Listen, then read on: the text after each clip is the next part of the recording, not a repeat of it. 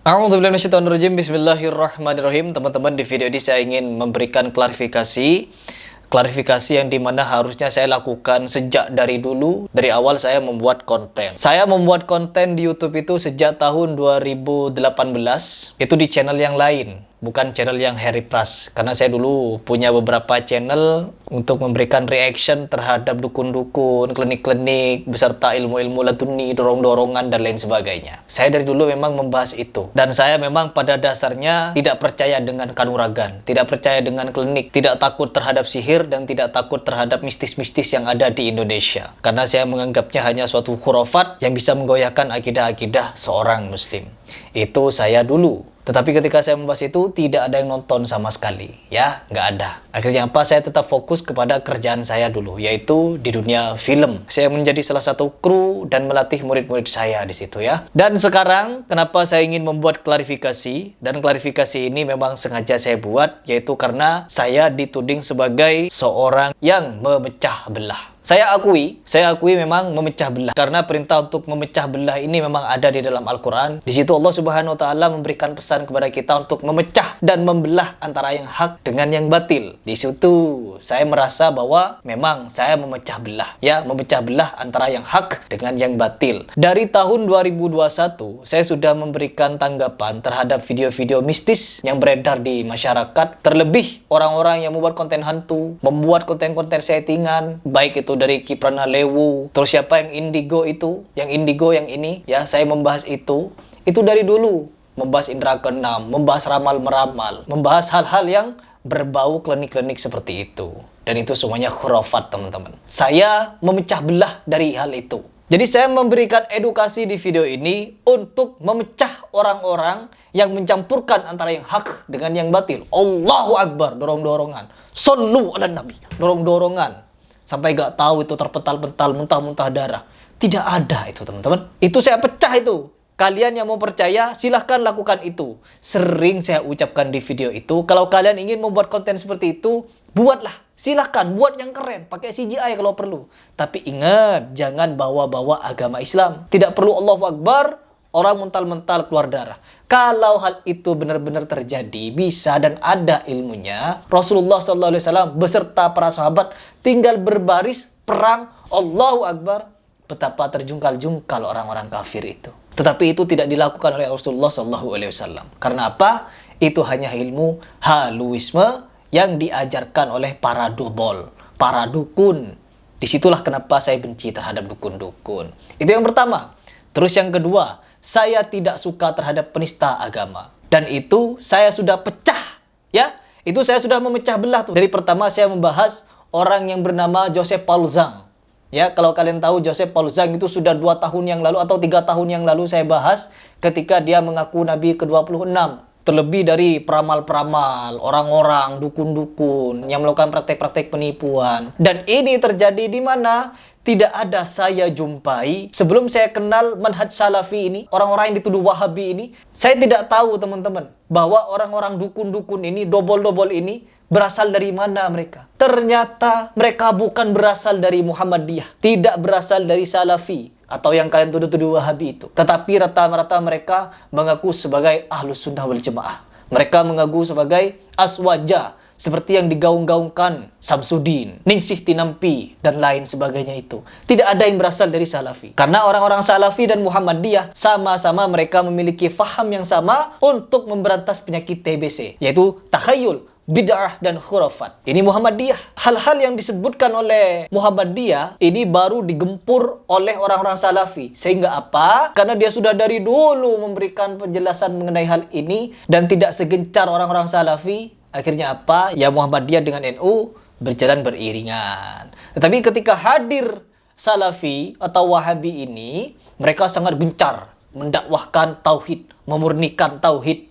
Akhirnya apa? Mereka yang dimusuhi oleh orang-orang aswaja. Oh iya, Harry Pras memecah belah. Saya memecah belah dari zaman perdukunan. Sekarang apakah saya masih memecah belah? Tentunya saya masih memecah belah. Apa yang saya pecah belah? Ketika saya membahas di video-video saya tentang apa? tentang solawatan yang jingkrak-jingkrak. Saya pecah ini. Kalau kalian mau ikut itu, ya silahkan ikut. Tetapi bagi kalian yang masih mau mencari kebenaran, monggo, saya pecah. Jangan ikutan seperti itu. Dan ini bukan cuma saya yang memecah belah. Habib Bidin memecah belah juga. Daripada kalian pergi solawatan jingkrak-jingkrak, mending kalian di rumah. Artinya sekarang ini kan lagi banyak viral, baik di TikTok, di Instagram, di YouTube, katanya yang penting solawat daripada nggak solawat. Loh, daripada jenengan datang solawatan, lebih baik jangan solawatan. Daripada anda datang solawatan tapi nggak bisa menghormati Nabi, lebih baik jangan datang. Itu kalau saya.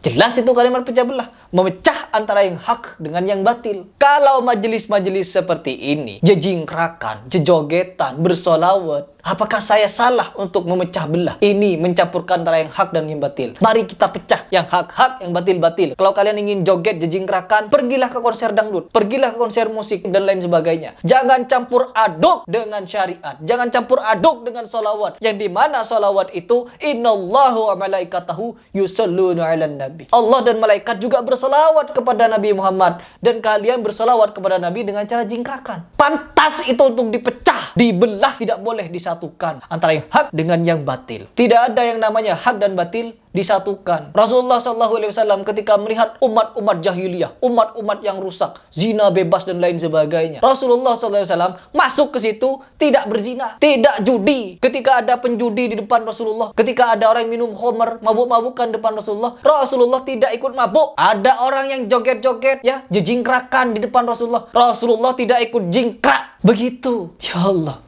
Beda dengan sekarang. Kiainya ikut jingkrak, gusnya ikut jingkrak, yang paham agama, belajar-belajar motor, jejingkrakan sana sini untuk merangkul orang-orang jalanan garangan katanya. Ketika kita mendakwakan hal seperti ini, mereka menganggap kita itu memusuhi mereka, padahal tidak. Kita hanya menyampaikan, jangan campur adukkan antara yang hak dengan yang batil. Itu saja.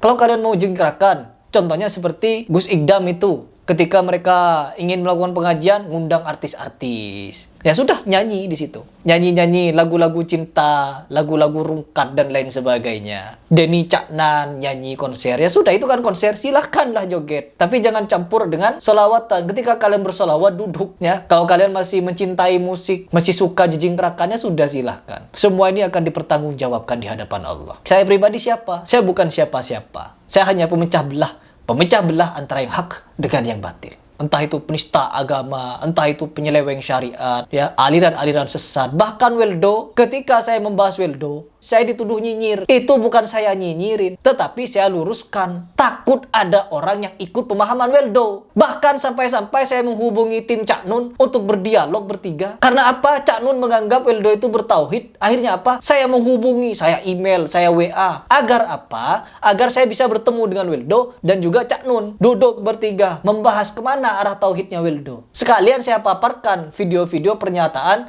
kesesatan Weldo. Agar Cak Nunnya tahu, barangkali gak nonton. Saya pecah itu. Takutnya banyak orang awam ikut Weldo. Saya tidak keberatan dijuluki orang pemecah belah. Karena saya memang ingin memecah dan membelah antara yang hak dengan yang batil.